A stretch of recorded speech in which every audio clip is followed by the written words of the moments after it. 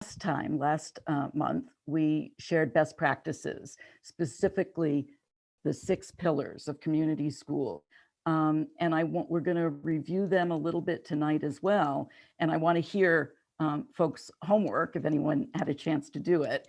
The 6 pillars, they are really a way to keep our focus on racial and social justice as we build out our community schools. Because as I said last time, it's not just about giving away clothing or giving away food. Right now, those things are critical. People don't have food, they don't have clothing, they're having trouble with housing, they don't have enough money. So those things are critical.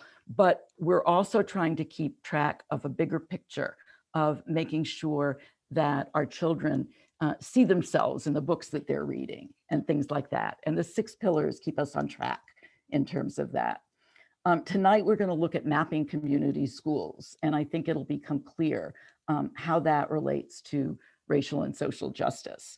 And then the next month, we're going to be looking at establishing a listening project that really gets us to a deep needs and assets assessment, not just a survey.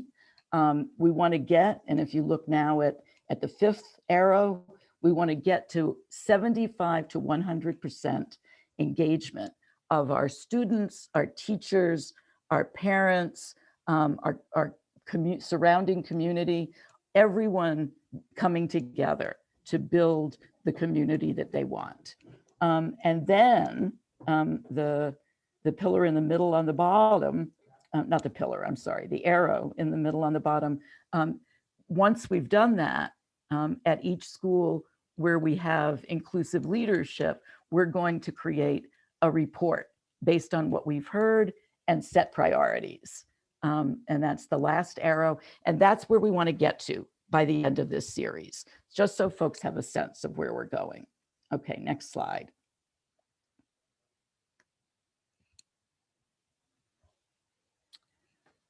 Okay, what we have here, and Karen, all you have to do is click on the white part.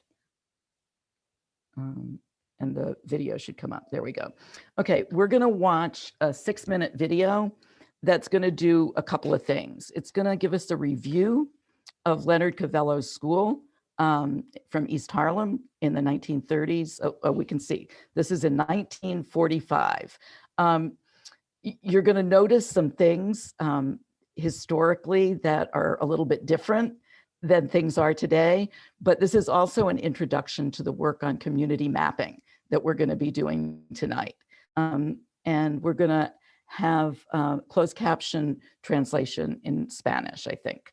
So Karen, you can go ahead. Oops, no, there we go.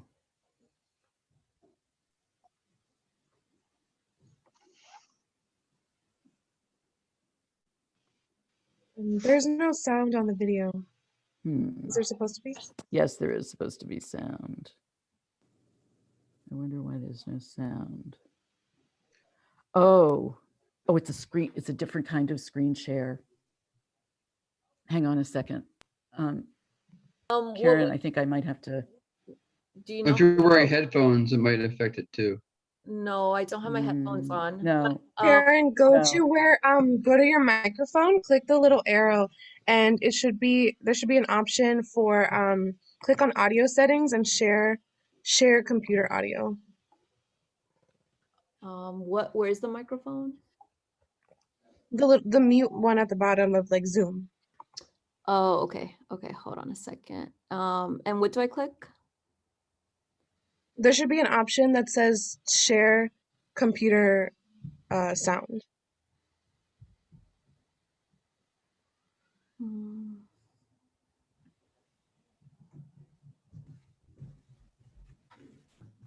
If you don't see that, then when you select share screen again, just make sure at the bottom left corner, you select that box and it'll say share with computer audio. Oh, okay. On the actual YouTube? No, you know what? Let's see. Can you hand over the screen share to me? Because I do this with my dance party. Yes, yes. I think you should be able to do it now. Oh, okay. Let's see. Screen share. Let's see, share sound, optimized for video. Let's see, that should work. Share.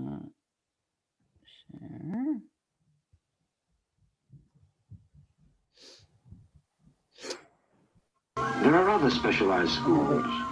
But I have to go back and do the closed captioning.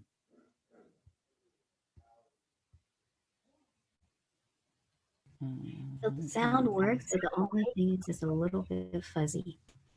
The sound is fuzzy? The image. Oh, okay. Hang on one second. I'm going to try to fix everything. Okay. Okay, let's get the sound going. Most of the city's high schools offer general academic courses that prepare their students for the university. Can you hear? In these schools, the arts and literature, languages and mathematics, science and history are all combined in a balanced 4-year curriculum.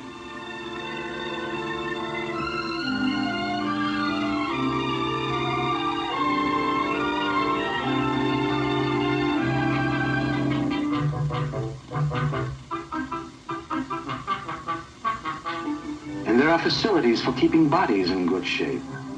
Growing bodies that need exercise after long days in the classroom. But all the schoolwork is not done within its walls. We have seen life come into the classroom. This is the classroom going out to meet life. Today, it's a question of fire prevention. The boys of the social science class are tabulating buildings with poor or crowded fire escapes. By dealing with actual problems that the boys of this particular neighborhood know only too well, the students get a sense of the reality of their studies.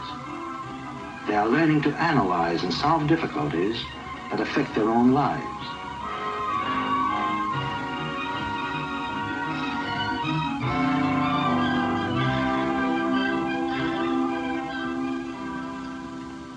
The bird's eye view turns into a sketch, the sketch into a plan, the plan into a project. And soon we've got a good stiff argument on our hands. How many kids do you think live in that square block? 50? 100? You tell him, Pete. Pete can tell him. He checked every family. The answer is 300, and that means more playground space is sorely needed. They may argue about details, but it isn't only housing these youngsters are learning about. They're learning how to think on their feet, how to make and defend their arguments, how to talk like men. Because of these classes, the New York City high schools have been called Academies of Practical Democracy. The boys were ready for the next general meeting of the school, the weekly assembly for entertainment and serious discussion.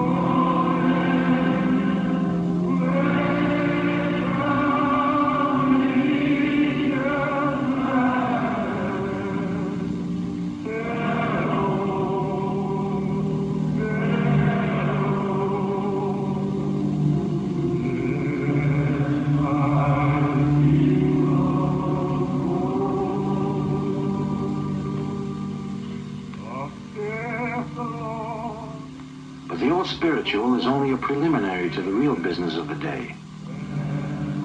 These youngsters have been taught that in a democracy, they have a right to do something about the conditions of their life and their security. They are learning how to exercise that right. They are ready to formulate their opinions on the size and location of the homes they must live in, on the playgrounds for the kids and their families. Playgrounds that their own kids will use one day. The members of the social science class report to their comrades. We call this meeting to discuss a problem of vital importance to you and to your community. This is not the first time that our school has taken an active part in the community around us. 6 years ago, our school helped in the campaign to bring us better housing. Our boys worked hard. They did the work of researchers, compilers, and finally, propagandists. Yes, the boys took their information and ideas to the people of the neighborhood. They got the attention they deserved. And then the normal machinery of democracy went into action. You can see the houses today from the windows of the school. Families are living in them. They're real. Just as today's dreams will be reality tomorrow. The youngsters will make them real. The youngsters who are now in the city schools. For education gives the city to the kids. They are learning how to live in the city, to understand it, to get the most out of its facilities. But most important, their education is giving them the ability to change it, to make it a better place to live in. For it is the New York of the future that will truly reflect what is going on in the schools today. Free progressive education is one way of doing something about a better tomorrow.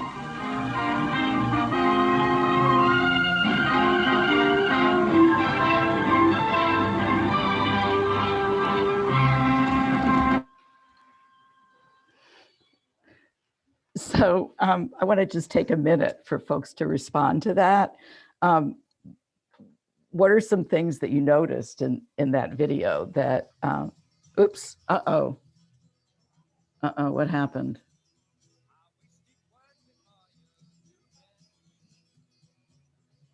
Wait a minute. Can you all hear my music in the background? A little. Yes. Oh, something terrible is happening. Hang on a second.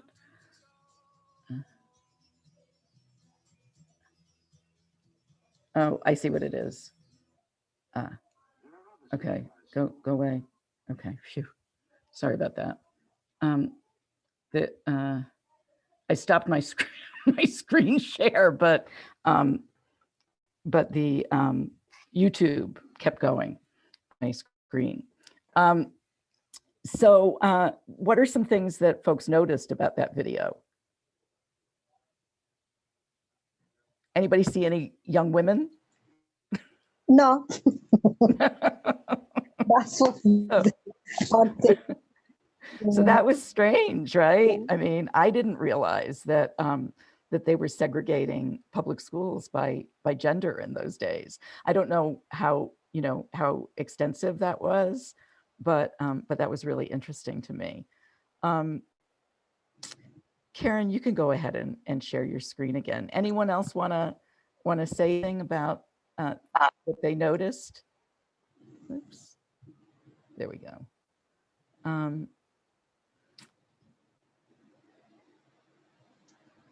All right. Well, then we're going to move on. I don't know if anybody actually did their homework. Do people want to raise their hands if they did their homework?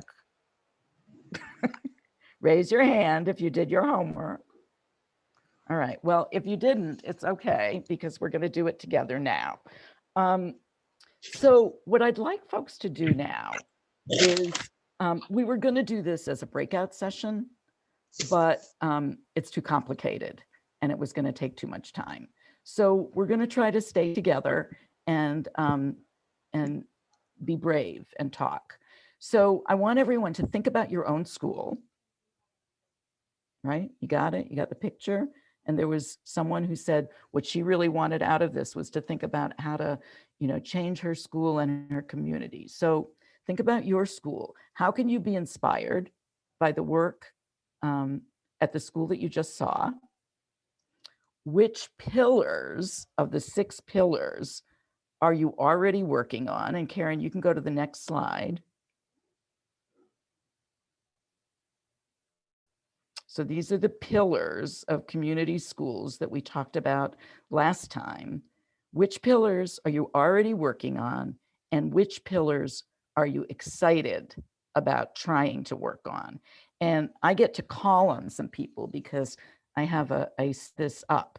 So I want Zoe and Yvette to think about which pillar they might want to talk about, and something that they're doing at Mary Harris Mother Jones and Edward Feligy that might fit into that pillar.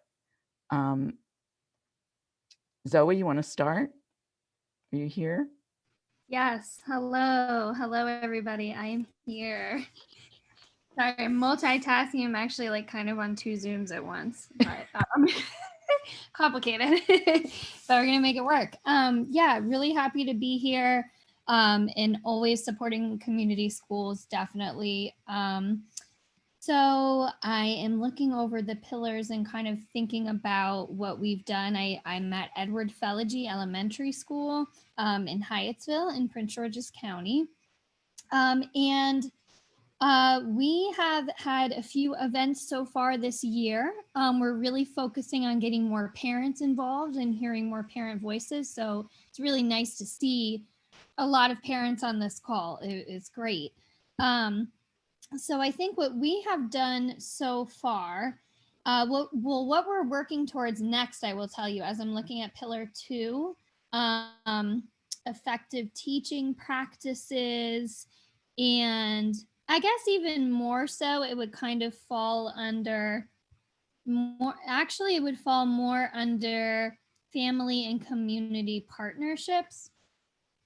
So what we're trying to do is we're trying to have a parent night where we're actually getting parents to attend sessions, maybe in breakout rooms where we can help them with all of the virtual platforms that are going on, helping them understand how to navigate the technology and things of that nature.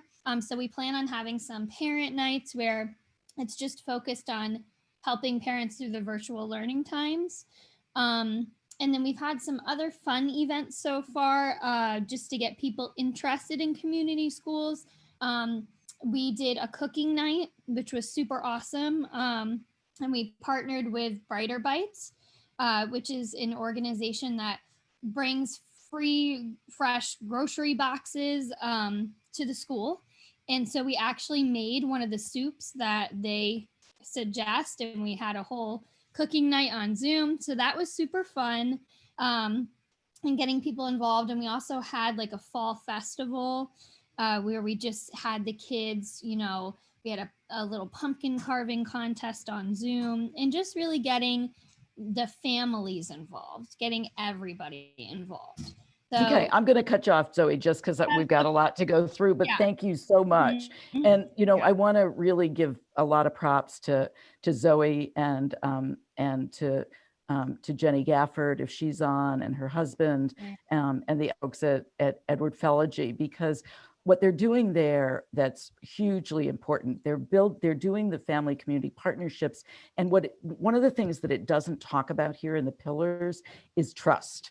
And really building a trusting community, and how important that is to being able to work together. One of the exciting things that we're doing here is that we've got parents and teachers and community school coordinators all working together toward the same goals. A principal that I was talking to recently asked me, how can we break down the gap between teachers and principals and parents, and we're really working on that. And so I give big props to Zoe and the folks at Feligy for that. Yvette, what can you share something that you're doing at Mary Harris Mother Jones, and what pillar it falls under? Yes, of course. So currently now, I believe what we're mainly focusing on goes with either the 5th or the 6th pillar. The last meeting that we had, I believe it was 70 to 80 parents. We've incorporated the Zoom meetings. We have the parent engagement secretary. I'm pretty sure she's not a secretary, who's been sending out the robo-text, robocalls. They've really been on top of formulating that partnership with us in order to have more parent involvement, to the point where the last meeting we were able to get at least 20 parents. We didn't really count up how many parents have shown interest and wanted to reach out with us in order to make our schools better, as well as the service that we did with I'm sorry, excuse me, with what they felt were what they needed in their families, and also working on trying to get that support for them. That way they know that we're on their side and we're trying to make a difference. Great, thank you so much. So anybody else want to take a stab at one of the other pillars? One of the first four. We're talking restorative culture. Here we're talking just about the school climate. And I know teachers on this call that are working in their classrooms to make these safe spaces for children right now, to not pressure them. Effective teaching practices. Right now, we're talking about social and emotional learning. We're not just talking about, grades and preparing kids for tests. We're talking about letting them see themselves, expanded and culturally relevant curriculum in what we're teaching them. Anybody want to speak to any of those? Yes, Camille wrote in the chat that she would like to speak. Go ahead, Camille. Hi, everyone. As of right now, we're definitely leaning a lot upon pillar number 1 for cultural relevant curriculum. As probably a lot of our other community school coordinators, we now have the Rosetta Stone program available with our schools. So with parents wanting to learn English, things of that nature, we're definitely using that. And I believe each school who is participating with this particular program, we have 40 subscriptions, and we can use them repeatedly throughout different families. So I think that's really going to be effective for our families, really just kind of getting them, I guess, used to the idea of, incorporating more English in their everyday life. And that's really going to catapult them for other opportunities as well, especially with like job readiness. And me and the parent engagement assistant, tomorrow we're going to work on creating a workshop series where parents can one, learn how to use the different social services, how they can kind of like use that to benefit them, but also we're going to have job readiness too. So of course, use the social services, but just use it for this,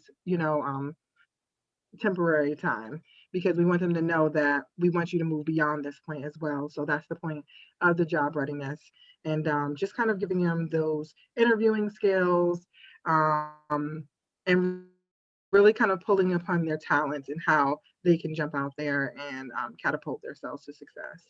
Thanks so much, Camille. I really appreciate it. And I just want to say, Camille is the community school coordinator at Templeton. Am I getting that right? Yes. And Yvette is a parent leader at Mary Harris Mother Jones. Anybody else want to jump in?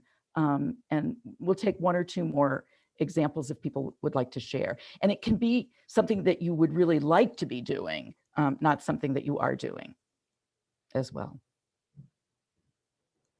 I think it would be great to hear from folks from Montgomery County. Is there anyone from Montgomery County that would like to share?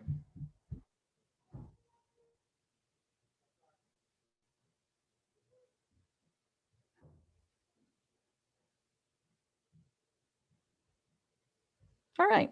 Well, we're going to move along because we have a lot to do. But if you think of things, you can put them in the chat, and just, we'll send out a copy of the presentation to everyone afterwards, along with a little more detailed description of the 6 pillars, and just keep them in your back pocket as you're going through your day and thinking about what you'd like your school to look like.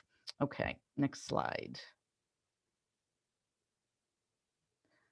We're going to go over. Yeah, there we go. Thanks. Okay. So now we're going to enter into the meat of what we're going to do tonight, and we're only halfway through, so that's not that bad. We want to talk about community and school mapping. What is it? Why would you want to map your community? Why would you want to map your school? And how would you map your community and your school? What are some ways to do that? So anybody want to share ideas about this? Think about what you saw in the video and what those young men were doing.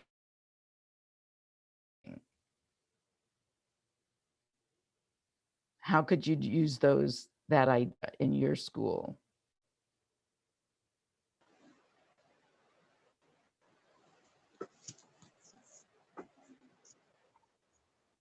I'm going to hold space for a minute.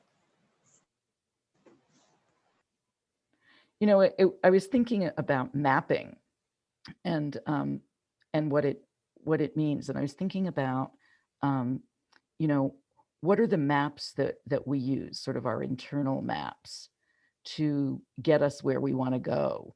What are the things that we look to make sure that we get in our own lives, in our children's lives, in our families' lives, to get from point A to point B? And I don't mean like a you know, Google Maps or your GPS. What do people use as maps for their lives? Any thoughts?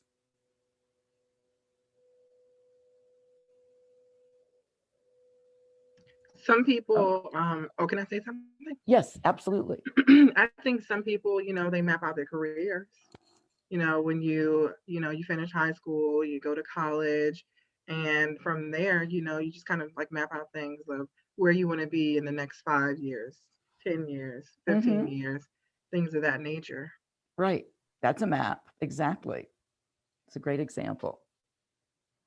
Okay. Well, we're going to move on. Next slide. Okay. So when the kind of mapping that I'm thinking about, and Camille did speak to this, is we're looking at what are the what does our community have to offer its children, its families, itself. So we're talking about human assets. That's people, really, right? We're talking about human assets are our people. You know, sometimes think about grandparents coming in and monitoring halls instead of police, for example. Grandparents as oral history projects. So everyone in our communities has unique skills, knowledge, and experience that can contribute to the community as a whole and to the school. So what are some assets, you think, some human assets that you already notice, and what might you need to pay attention to really see it as an asset? Any thoughts?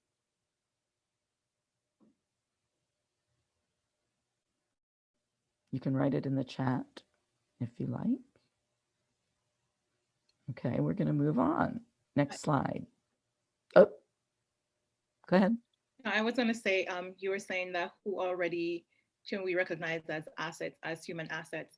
I think a lot of the people in the community, for example, people who are retired professionals and so on, those can definitely be serve as assets to our community, not only to come into our schools, to do like career day or coming in to sub, or just coming in to be in that space to offer love and care to our students, but also serve as those crossing wards and so on, and even be present on school routes when students are going to school, and to just offer them a smiling face.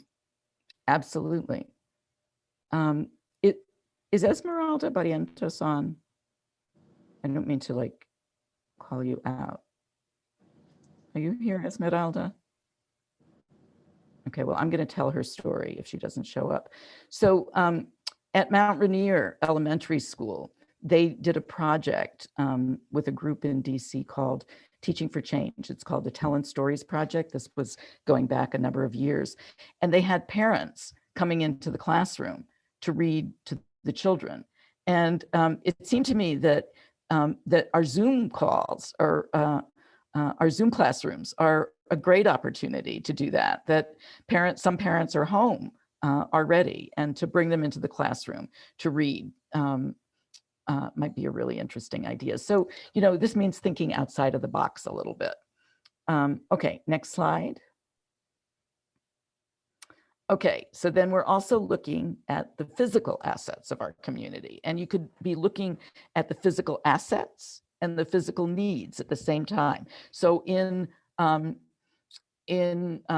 East Harlem, they were going around looking at the fire escapes to see which ones needed to be fixed. They were looking to see if they needed more playground space for the number of families that lived there. They were seeing what was there that could be used in whatever way, and what might need to be changed. So what about physical assets? What are some things that you already notice, and what are some things that you might need to pay more attention to?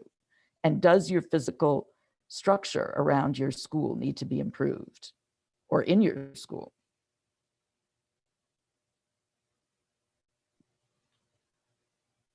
With just coming from the Courageous Conversation meeting, I think one of the things that we could look at as physical assets is like where they place emergency response teams, like fire stations, police stations, and so on. How close are police stations to school, and why is it necessary that they're there, especially in communities that are predominantly Black? Fire stations, where those placed? Are they placed in places where you have a higher need, and where they can respond immediately, and so on? Okay. So I think, yeah. Those are great questions. I think those are great questions. Other thoughts? What are some physical assets or physical needs that you might notice around your school? What around our school? Go ahead, Yvette.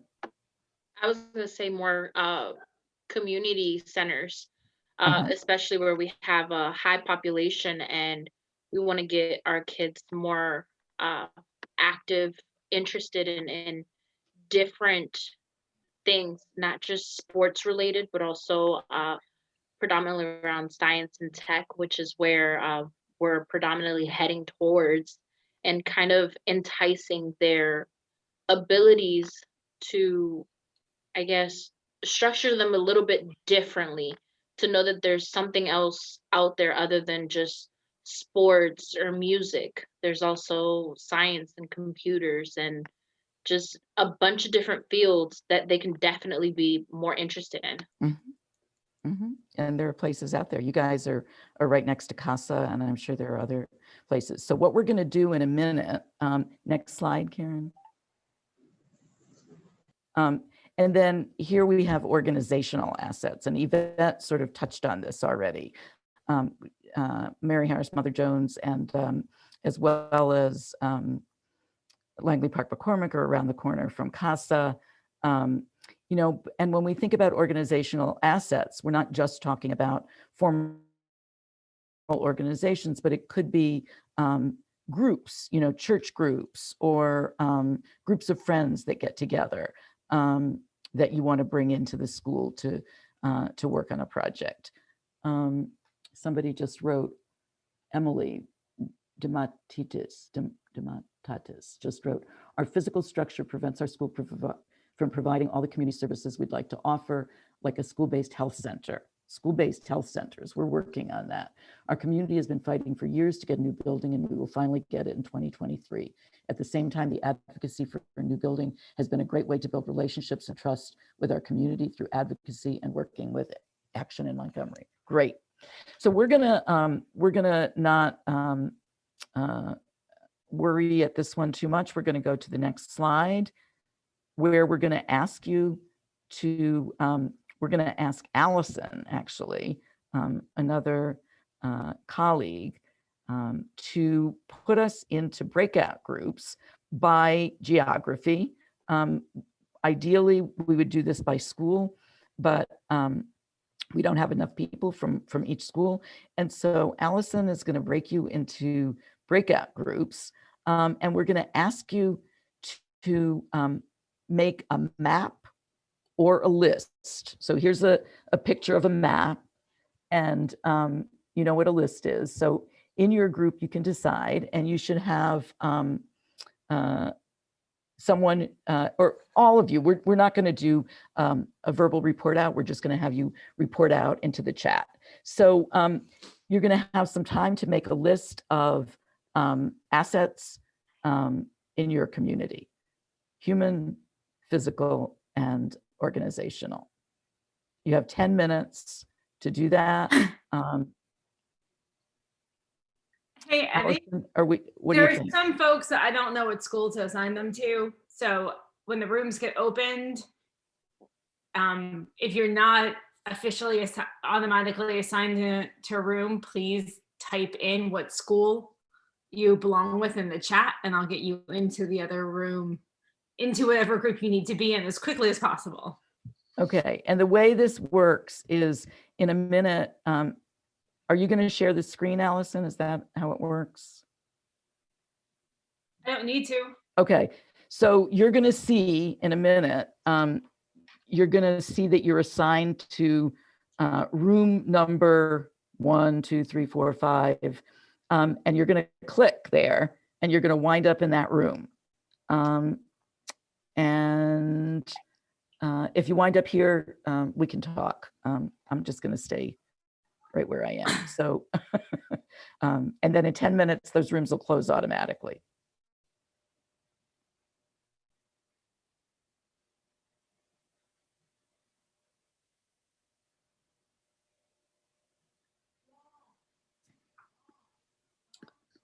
Is it happening? Yes, it is. I didn't see a number pop up on my screen. Oh, just kidding. It came up now. So there's a Carolyn Boston. I don't know where you're affiliated with. Carolyn, can you unmute? Carolyn is with Jennifer. We are Jennifer James and Tania Abdullah. We're all at the same school. Okay, and what school is that? Josh Park.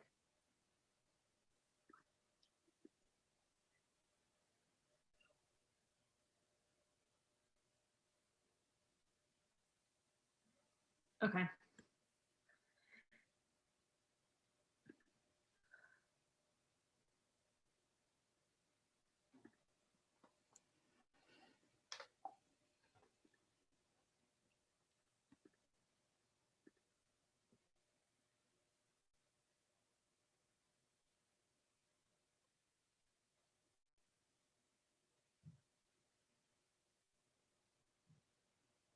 Oh, there's Esmeralda.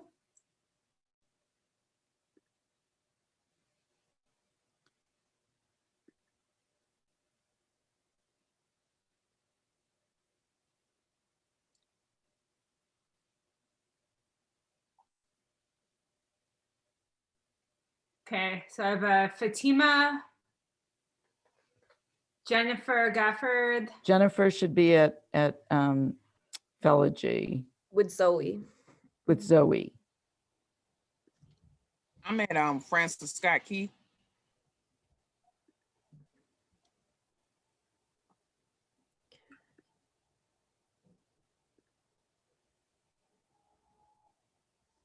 Evie, I don't see another one for Francis Scott Key, so I don't know. Oh, is Francis Scott Key in Montgomery County or Prince George's? It's Prince George. PG County. Is it closer to Langley Park or is it closer to Upper Marlboro area? Upper Marlboro. Okay, so the non-Feligy one, the one with Bowie, there was a Bowie High School person. There was Is that with Mother Jones or no, with, the other one. with Bowie? Okay. Yeah. All right. Thank you for your patience, Fatima. Yeah. Not a And problem. Esmeralda is in Mount Rainier. Yeah, I don't have, so I've got Rachel, Ruben, Jason, and then Devanya are the ones I Ruben left. should be with Yvette and Devon is in the Suitland. I'm in the Suitland area. It's not far from Upper Marlboro. Yeah, so Okay, Devanya, I'm putting you.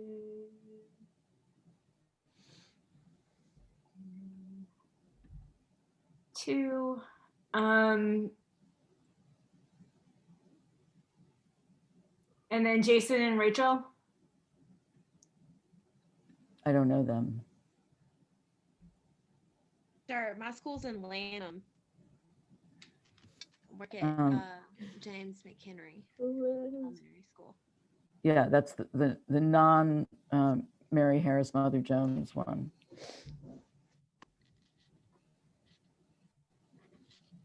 These are very non-specific.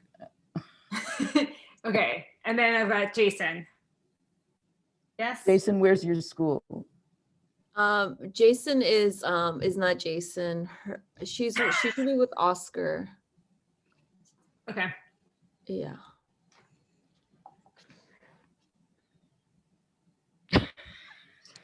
Allison, you win a big prize for this. Because you got the least patient person in the world doing this. Oh, are you the Wait, least that's patient? recorded now. I just have this No. I did it for Karen a couple of weeks ago. So. Yes, you did. Great. So I know what an enormous pain it is. So how do Thank you. I jump? How do I jump into a room? You can just assign yourself Yeah. to whatever room. Mhm. Yeah. I'm not going anywhere. I need a break.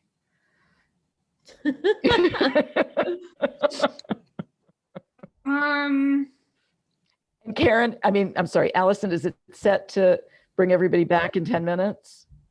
I believe so. Okay. I'm can gonna you stay get rid here of the because we slide? have some folks joining in, and I just want to make sure. Yeah.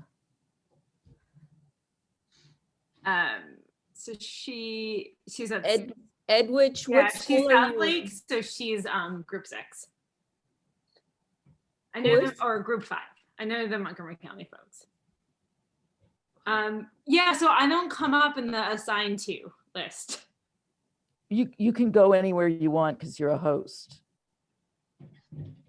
How do you do that? Let's see. I learned last What time. room do you want to be in, Allison? I want to be in 4. Okay, I'll put you there right now. Thank you. I can't find that whole section. Do Oh, there it is, breakout rooms. I you don't want to wanna be go in a anywhere. section?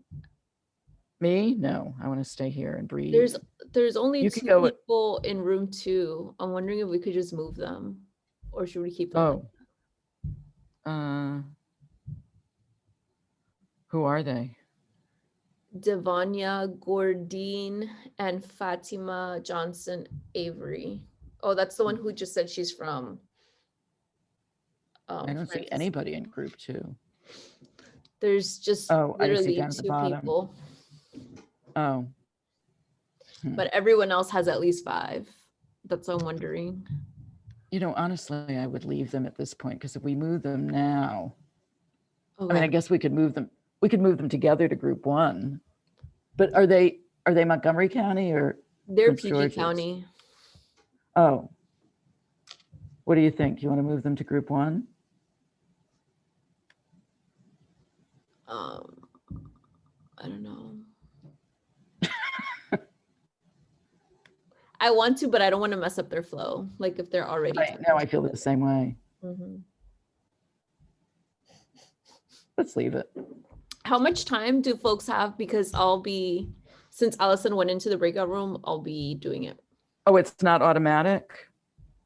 I thought we were setting it. I thought we set a timer for 10 minutes or something. Oh, Okay. maybe. If not, then we should bring them back in 5 minutes. Okay, 45. I'm just going to look over what's left here. Mm-mm.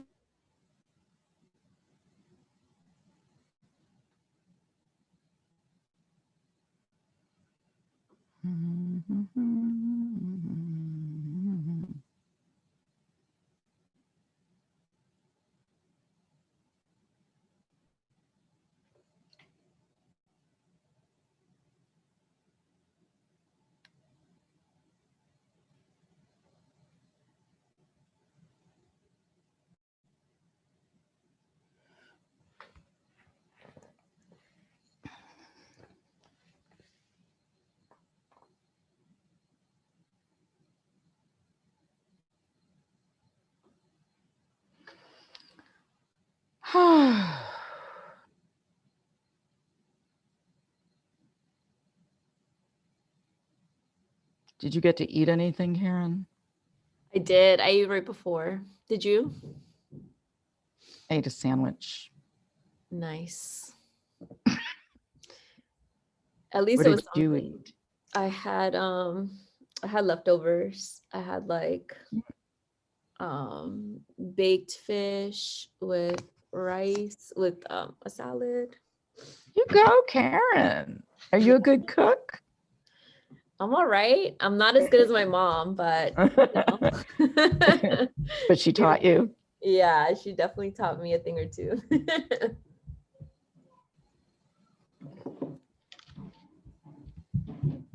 Yeah. So people don't like to talk. I think it's kind of like the time, because I think people are just a little fatigued. You know, it's like at the end Yeah, of the I day. can't believe that they're on, actually. I mean, Yeah. But you know what I think could help if we do like polls, kind of like how they did it today at the like little things like that, I think could help warm them up a little bit more, and then they can get to the point where they speak a little bit more. Like we could start incorporating some of those types of things, or just saying like, put a number 1 in the chat if you agree with this statement or something like that, so that people could start showing engagement a little bit more.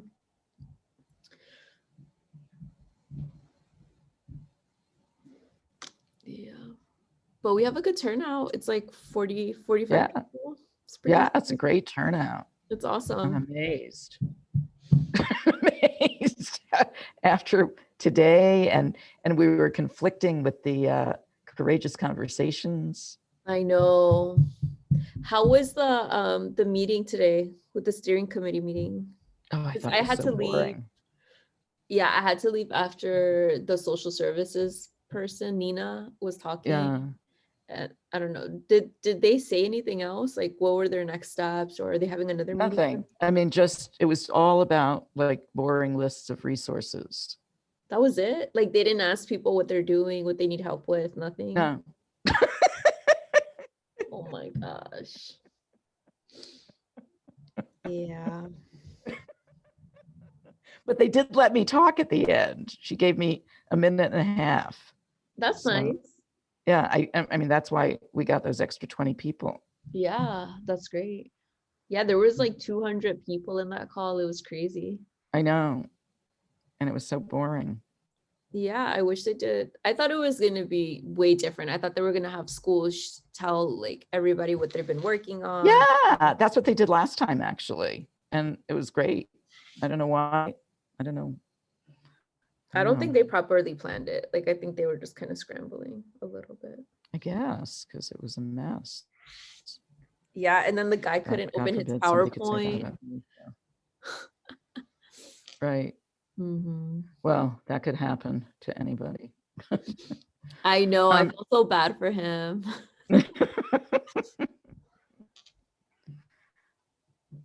And then Ebony Harris and Katerina bailed me out because I couldn't find the talking about stuff like that. You know, she gave me a minute at the end to talk about this, and then I couldn't find the link. So Ebony Harris and Katerina both put the link in the chat. Okay, should we let? Oh, you gave people a minute. Okay. I just told people 1 more minute, and then we're gonna bring them back. Okay. I think your mind is going to be blown. But did you look at the video, at the next video?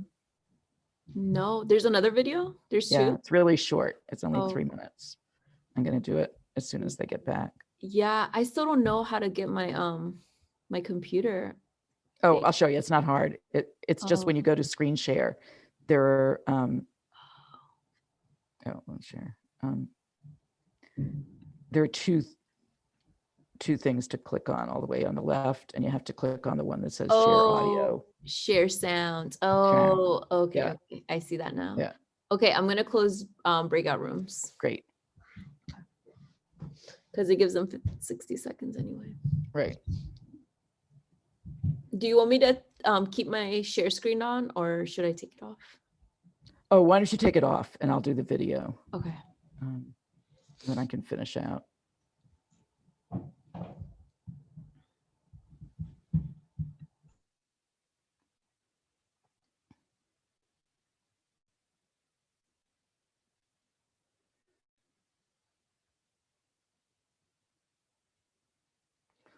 Welcome back. Anything that surprised you guys that you were talking about? Any discoveries that you might not have known? You guys wound up in a room with just the two of you, right? Yes. Do you know each other? Are you in the same school? No, we're not in the same school. We're just talking about some of the, we talked about some of the same community assets. Hey, come in. Welcome back, everybody. As you're coming back, I just want you to think for a second, anything that surprised you. You can either unmute and tell us something that you thought of in your group, or you can write something that surprised you in the chat. That's your report back. We'd love to hear from a few people.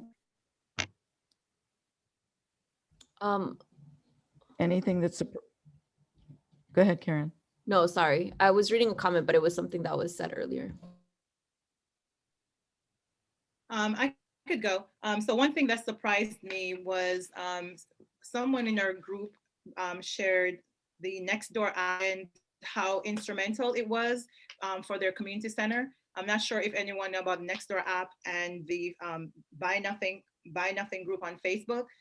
She said that one of the way that they resource their actual resource center is through that, and they have received so many items that has helped their resource center to function, and that's their go-to for items. So that was surprising because I don't know, I didn't know about the research. Yeah, I'm on Nextdoor app in my community. Okay, I'm going to ask. Thank you so much, Kishia. If everybody else could just put something in the chat, something that surprised you, that you thought of. We're going to do a couple of more things before we close. So I'm going to share my screen and go to, let's see, share my screen. Okay, so when you're back in the main room, put something in the chat that surprised you. And now we're going to take a look at another video. How many of you know about Minecraft? I can't see. Wait. Could everybody hear that? I'm going to do Spanish. You could. Okay. I'm going to do Spanish auto translate again. And so I got really excited about this because this is a project being done by the UN using Minecraft to do urban planning in communities all over the world. So take a look and see what you think. I love this place. It's such a nice area, but it has not always been like this.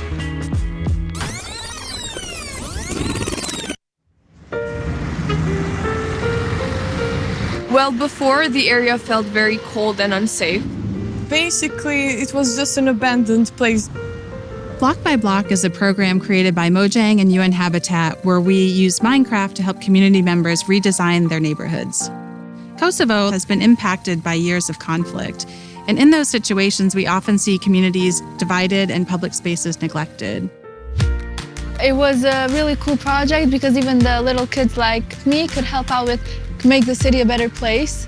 They got to use Minecraft to sketch and try different solutions about how the space could be improved. It was very fun because you felt like to be able to help the city while just playing. After that, the ideas were presented to local architects and city planners, and later that year, construction started.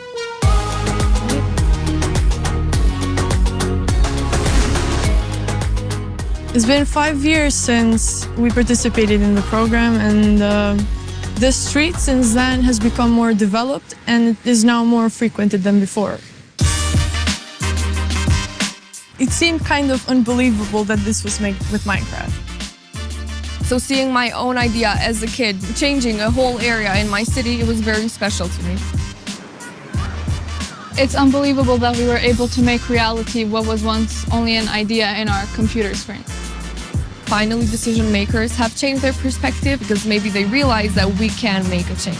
In a democracy, you want the people who live in that community to be asked about what's going to happen in that community. So this is a perfect example.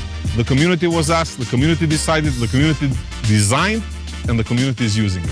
I'm probably going to be like really happy and be like, hey friends, I made this. I walk here almost every day, and every time I see it and I see a lot of people spending time here, it's a very gratifying feeling. I just hope it will become real as soon as possible. So the reaction of the community was great, and to me it was a great feeling which I'll never forget. I came up with a skate park idea and some trees surrounding the park. It is possible to change the world and make your dreams come true.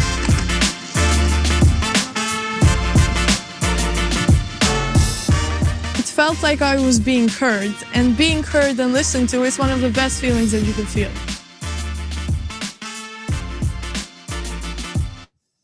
Oops, oh, wait a minute, the same thing is gonna happen. I'm sorry, I've gotta, YouTube, stop. Okay, phew.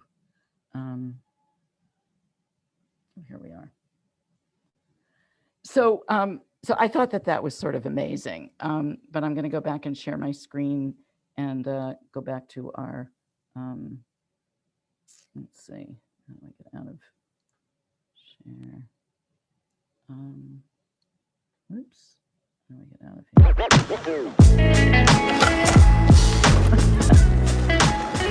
I love this place. Oh, it's such a nice area. Stop. But it has not always been like this. Stop talking. Bad computer. But most of the city's high schools offer. Well, before the area felt very cold and unsafe. Okay, phew. Okay, now I can go here. Oh, Lord, help me. Okay, Karen, can you share your screen? I can't figure out how to get back to my PowerPoint from that. Thank you. Phew. Okay. So that was one example of mapping your community and thinking about changing it at the same time. We're going to talk I'm going to talk for a minute, literally, about ways to map your community, because for homework, you're going to get together with your steering committee or your organizing circles in your school and think about ways to map your own community. Karen told me about CASA having done neighborhood walks led by students and families, where teachers can learn about their community, where they introduce folks to the neighbors that really make a difference, and to the church leaders, or whoever are the important people at important buildings and places, the parks in your community. And then you can do a listening project. You can just ask people, what's important to you?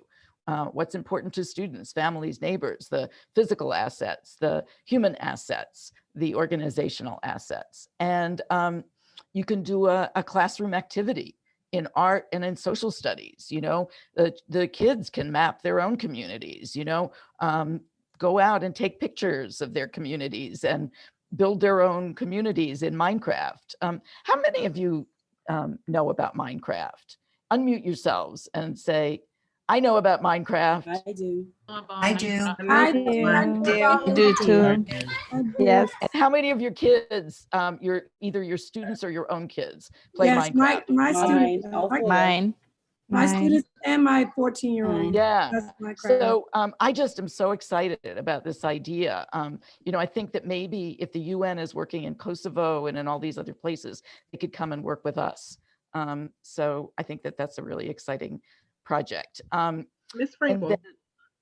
Go ahead, Camille. Sorry, Ms. Frankel. Did they use like some recycled materials in order to do that, like to cut costs? I have no idea, but they built it in Minecraft, and then architects came in and actually did the construction. I don't know what kind of materials they used, but we can research it. And honestly, you can go online and look at block by block, and there are like dozens of videos like this. The UN is doing this project all over the world, and I'm really serious. I think that we should talk to them about coming to Montgomery and Prince George's County and maybe Baltimore. And then, folks can do research on their own. The community school coordinators and the CSLs can do research. Anybody have any other ideas about how to find out what's out there and what needs changing? And Ms. Frankel, in our group, we were talking about with some members from Edward Felici, and it was Riverdale. I can't remember Sasha's school, and then Templeton.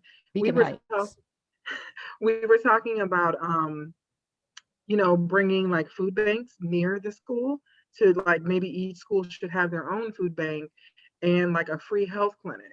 To just have those two things there available for the families, because that seems to be like the biggest need. Instead of having the families, especially if they're coming from other countries, they don't necessarily, maybe they're not driving or they haven't gotten a license yet or can even afford a car. So to have those things in walking distance, so convenient to the school, I think that would be amazing. Yep, I think that's absolutely right. And we can make, I think we're working actually with, there's a, what do you call it? A committee of folks that are working on school-based health centers at the state level. And we were talking with them at some point about using Prince George's County as a pilot. So these things can be real. Okay, next slide. This is just a quote from someone who did really extensive community mapping in her own community in Hillsborough, Florida.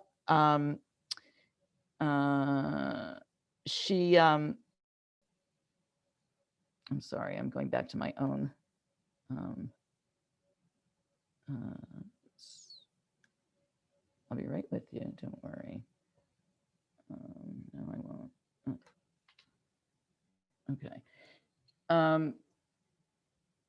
She is in Hillsborough, Florida, and she said, through this mapping process, I was able to uncover the housing issue that may be a contributing factor to the constant mobility of our students. Moving one block over can mean a complete shift in school boundaries because of how close all our schools are to one another. So they did a whole community mapping project. They discovered student mobility has always been an issue there. Only 43% of the students who started the year at that school actually ended with them. And they discovered that only 2 of the 5 affordable housing options were located within their school boundaries. And of the 2 affordable housing options, one had a 3.5-year waiting list and the other had no vacancies. And so they're really working to change that as a result of doing community mapping. Okay, Karen, can you give us the next slide? I just needed to read that for a sec. Okay, so we're 1 minute away from closing. So as I said, I'd love for you guys to do homework between now and next time in your steering committee meeting or in your organizing circle to expand the community map that you just started working on in those larger groups, right? Ideally, you're going to do this school by school, but it's not a bad idea for Felici and Templeton and Beacon Heights to be working together, right? Because maybe there's something that could be in the middle between all you guys. And so begin discussing mapping so talk about mapping your community, but also begin discussing mapping your school. Because when we think about our needs, which is what we're going to go into next week, our needs assessment, we need to know what's already there. So for example, what committees do you already have in your school? What resources, what partnerships do we already have in the school? What parents are already active? So begin thinking about mapping your school as well as your community, but actually do a little project on mapping your community before next month. And then think about using Minecraft. I would love to hear from folks. Everybody here probably has my email because I send out the notices, but I'll put it in the chat just in case. Is that my right email? Yeah. And let me know if you're interested in this idea of Minecraft, because I'm really serious. My daughter's really into Minecraft. She's 30, but she's really into Minecraft. And so I think that could be really exciting. So let me know if you're interested. Next slide. And that's it. So can we stop screen sharing? And you know, I would love to hear from folks. I'm just such a people person. I just love to hear maybe 5 or 10 people say one word about how you're feeling right now. Unmute yourselves. Inspired. Confused. Oh, I'm sorry, say that again. Motivated. Motivated. Somebody say confused? Yeah. Okay, fair enough. Interested. Okay. I feel excited. Okay. Optimistic. Optimistic. Challenged. Okay. How many folks would be interested in having another session that's completely informal, where you come and we just talk and you ask questions?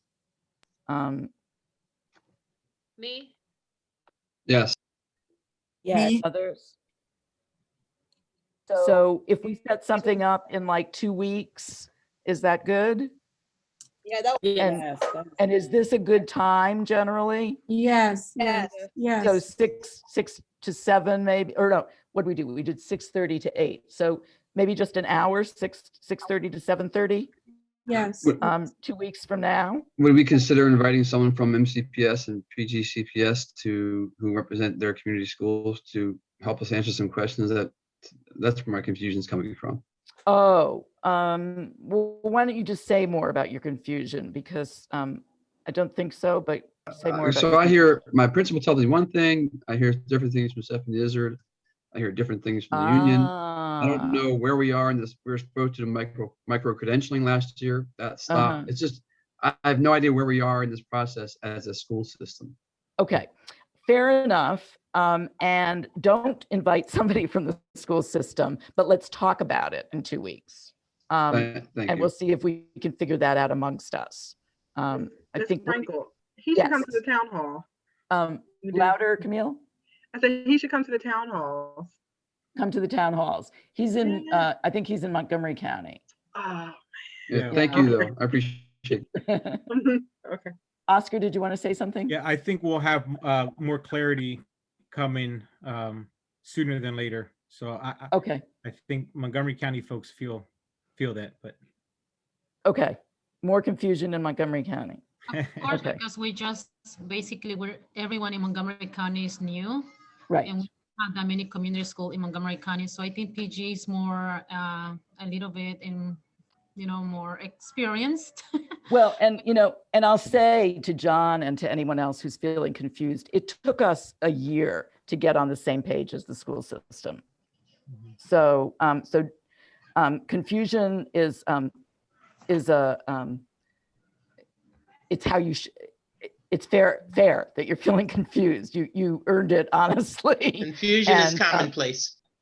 Yeah, and John, I also want to add, we've been reaching out as MCA to work with the community coordinators, and we haven't been able to connect with you for about the last 3 months to kind of talk through and kind of do some introduction and coaching session for this stuff. So it would make sense that you particularly feel a little bit left out.